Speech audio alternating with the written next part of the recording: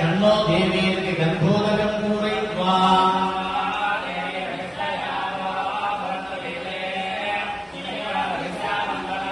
आपो वा इत्यभिमन्त्र्य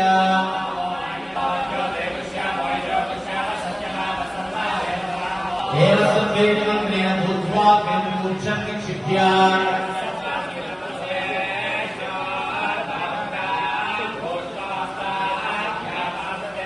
यज्ञेश्विनी चूर्णपल्लवानिक्षिप्य